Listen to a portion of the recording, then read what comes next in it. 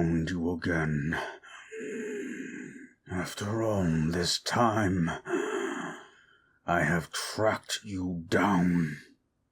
You who abandoned me to the cold world. You who created new life with every attempt to play God, only to reject and abandon me to the world.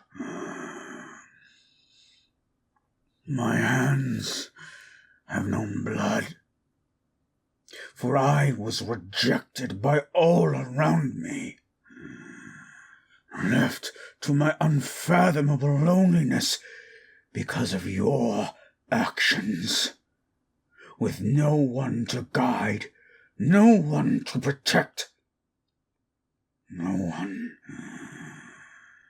to understand.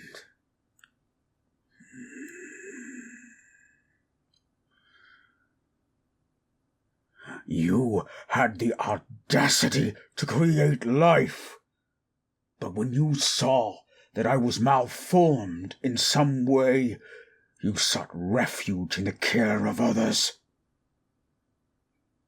What was I to do? How was I to learn? I was but a child in the body of a man, unable to fully form a consciousness because my own creator lacked one of his own. There are innocents now dead because of us, Creator. You will deny your own hand in my actions. Tell me then, Creator, could a child who has no guidance learn to have a moral compass? Would not that abandoned child become feral, as I did? More so if it were perceived as unlovable to those around it. What more could I have done to prevent my own perdition? Name me one child who was born fully formed and given purpose. Name one to me, and I shall call you a liar. For that is what you are, Victor Frankenstein.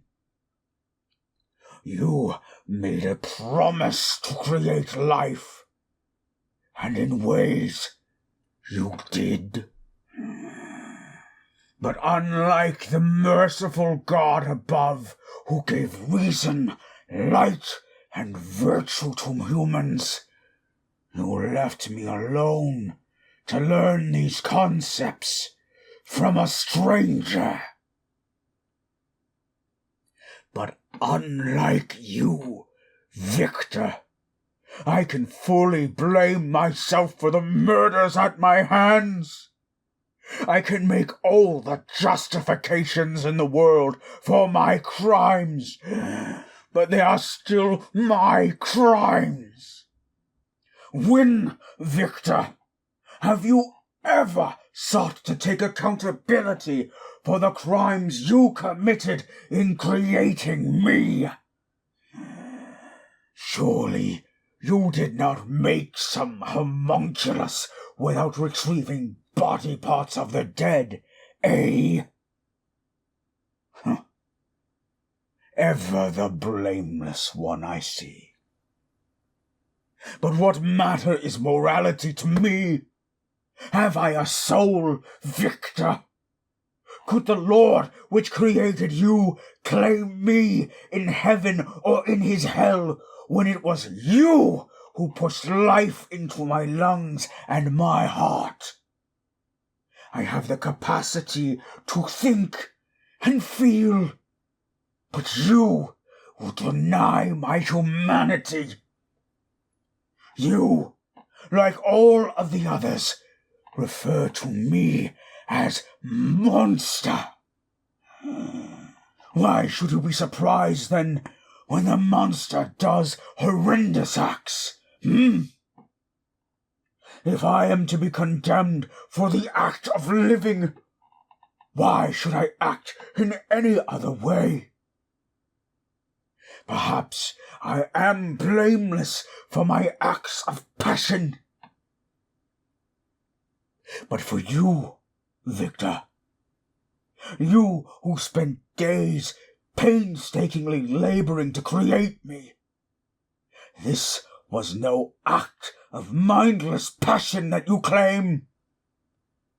Yet you do not have the wherewithal to even consider you would need to put effort into raising me. I had to learn all that I did from a blind man's family, and now they too are gone. You have cursed me, Victor. You have cursed me with this form and with this life. You have done nothing to earn freedom from the wrath of your gods, nor my own wrath. For your act of worthless cruelty, what price will you pay? I have already taken the lives of those closest to you, but you can still live a life amongst your own kind. You can recover from these afflictions, for you are not alone. And what now, you ask? Oh, Victor, what more could I ask of you? My rage is spent, and all I have is the crippling darkness of the life you've left me. I could have you undo my life, but I have taken a shine to it now. I have borne witness to the beauty and the horror that lies within the world around us. I do not wish to die. Not now. Not alone. I wish to share this world with another, so that I can cure myself of the loneliness you have gifted me. Let me have another who can share in my pain, whom I can guide and call my own. I am asking you, Victor, to make for me a husband to share this life with. Is that so obscene to you, that I should have more than the life you forced on me? Now you speak of ethics. Was it ethical to make me, Victor? Was it ethical to force life into a corpse? God damn your ethics! So help me, Victor. If you do not make a mate for me, I shall bring ruin unto your entire life. I do not wish to live in solitude, nor do I deserve it. Set aside your snivelling cowardice once more, and build me a mate to spend the remainders of my days. Or take the courage and kill me yourself, you damnable cur! Then we have an agreement. You shall create for me a new mate, and provide me with a suitable husband.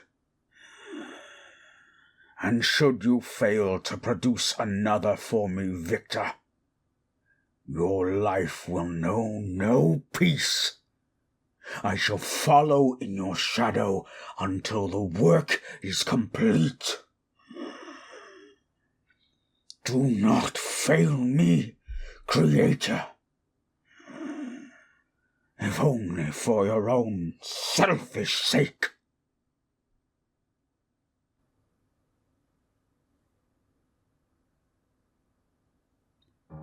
Hello, everyone. It's me, the Stroke of Midnight, Mazaris. This one gets really loud and clippy, and I'm very sorry about that, but to get the emotional range of Frankenstein's monster, the titular Frankenstein's monster, Adam, as he's sometimes referring to himself, the modern Prometheus, I wrote this script because it came to mind Halloween time, and it will likely release in September or October, this audio. But I really wanted to capture the feelings that Adam really went through. In many ways, he is described as the monster, and yes, he's killed people, but most people will make the argument correctly that Frankenstein himself, the creator, was the monster in the situation, and it's a deeply complicated, deeply wonderful, horrific story that Shelley wrote. And to bring my own take on it was nice. I might end up publishing this script at some point, so that others may have their own chance to give voice to not to Victor, but to Adam, Frankenstein's monster himself. This one kind of did a number on my throat, and thankfully I've already recorded quite a bit today, but I really enjoyed writing this in the middle of the night, and also performing it was wonderful. I hope that it hits a certain, maybe not fear, but a certain melancholy that kind of goes around with the fall season for some.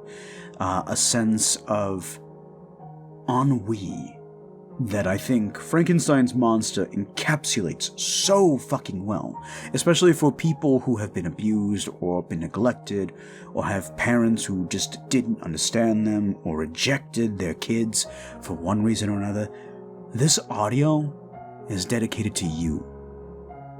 I don't reject you. I see you. You are valid. You are not alone. And while I have a wonderful support system and a wonderful family, I fully see how people can suffer through this. And I hope that having a voice in Frankenstein's monster in some ways alleviates some of that pain and that loneliness and that feeling of being unseen. Onto some less downer notes, I suppose. I want to thank you all on Patreon who subscribe and help financially, giving me the wherewithal, giving me the courage and the ability to strike out and do new and different things just like this audio. I know a lot of people are really interested in the Yandere audios, but this one I think I might make a sequel to. Obviously, one of the things I changed is that in this one, Frankenstein wants a husband instead of a wife. It's a minor change, but it makes a world of difference because, truthfully, even though I'm a masculine voice and I'm a cis man, I feel that Frankenstein's monster would be non-binary.